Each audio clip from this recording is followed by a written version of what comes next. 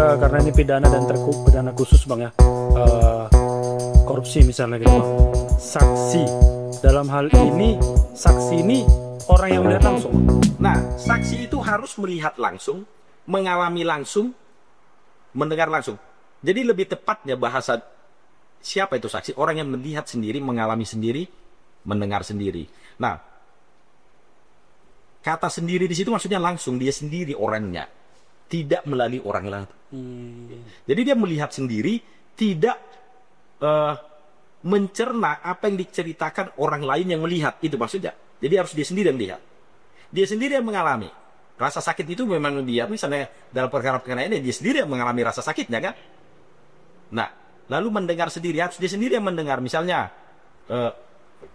seseorang, si Andi menyuruh si Budi, ini nama ini hanya contoh aja, untuk membunuh si Charlie misalnya.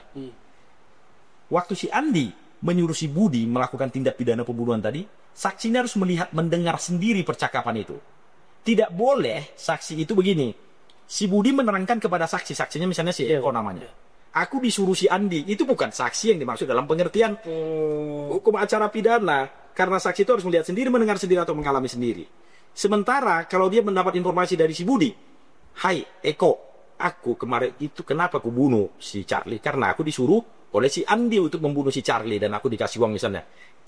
Eko sebenarnya kapasitasnya bukan saksi, keterangannya itu bukan keterangan saksi, tapi testimoni di audito namanya. Yang namanya testimoni? Iya, mendengar ada orang lain. Oh, testimoni di audito.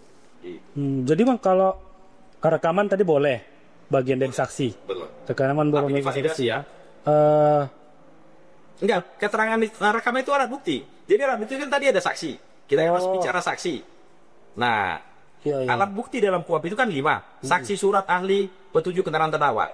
Dalam perkara korupsi, rekaman boleh. Oh, ya, ditambahin rekaman. Oh, aku kira bagian dari saksi. Sorry. Nah, sebelum ini bang, kalau tadi abang bilang apa tadi? The audito. Testimoni the audito. Itu adalah pernyataan yang didengarnya dari orang lain. Jadi kalau gini bang, kalau itu adalah kan penuntut umum ini pasti mendengar pas pemeriksaan bang. Pas dia melakukan pemeriksaan, dia pasti mendengar hal-hal itu. Dia bisa dibilang saksi atau enggak bang? Ya enggak lah. Testimoni di audito. Nah kadang saudara-saudara di persidangan itu, kalau kita istilahkan dengan jabatan seseorang atau kedudukan seseorang dalam persidangan, ada majelis hakim yang memimpin, ya kan, persidangan ini. Kemudian yang menuntut, menuduh orang bersalah, ada namanya jaksa, ya kan? Yeah. Ada namanya penasihat hukum atau pembela yang membela hak-haknya si terdakwa tadi. Ada namanya saksi, mana boleh rangkap? Masa dia penuntut umumnya dia saksi nggak boleh? Kedudukan itu nggak boleh dirangkap gitu. Nah bang, aku sedikit menanya ini bang tentang yang berkaitan dengan kasus Mas Hasto ini bang. Iya. Boleh nggak saksi itu adalah penyidik gitu? Karena kemarin jadi perdebatan itu bang. Saksi adalah penyidik. Iya. Kehadiran penyidik di dalam sidang itu sebagai saksi. Bisa, tapi tepatnya tidak boleh. Pertama kan,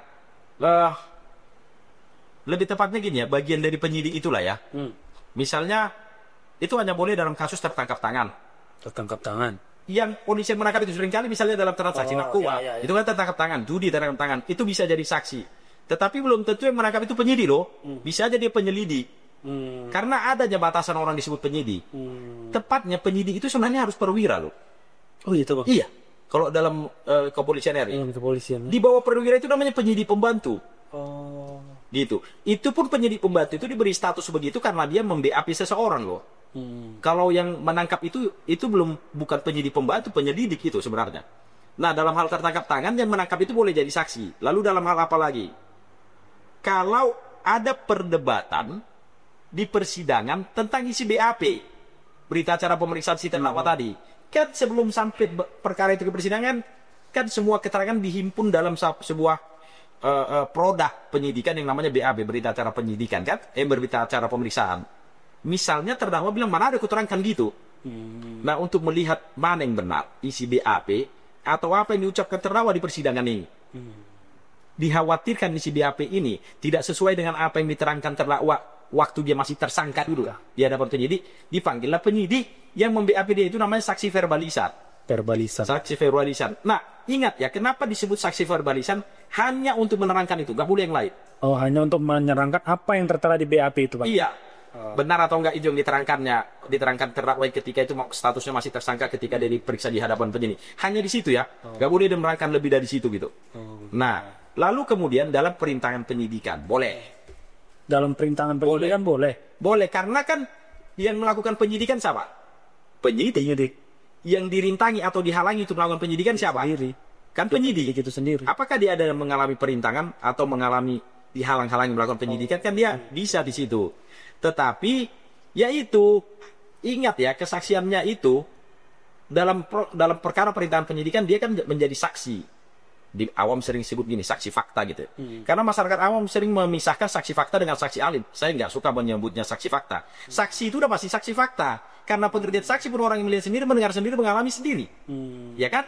Jadi nggak perlu kita sebut lagi saksi fakta.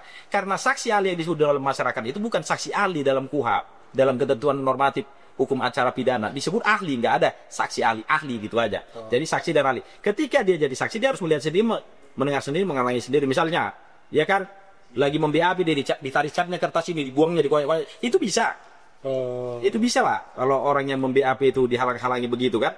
Iya, Bang. Nah, seperti itu bisa aja. Bang, ini kan pemeriksaan alat bukti, Bang. Iya. Ada saksi, surat, ahli, petunjuk, dan keterangan terdakwa.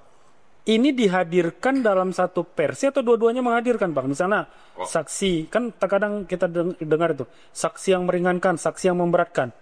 Baik. Nah, terdakwa atau penasihat hukumnya berhak mengajukan saksi adecats namanya.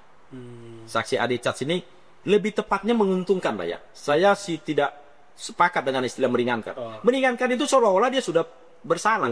Iya kan? Padahal sebelum diputus dan sebelum putusannya berkekuatan hukum tetap dia belum bersalah demi asas apa itu namanya? Praduga tak bersalah. Ya kan? Nah, maka lebih tepatnya saksi yang menguntungkan. Untung ada saksi ini sehingga tidak terbukti dia bersalah, kan begitu kira-kira. Nah, lebih tepatnya lagi langsung aja gunakan saksi adecats sebenarnya namanya. Kalau yang dihadirkan untuk membuktikan dia bersalah itu disebut saksi acats. Untuk menguntungkan dia atau untuk membantah keterbuktian yang diupayakan jaksa itu disebut saksi adecats. Itulah saksi yang menguntungkan terdakwa.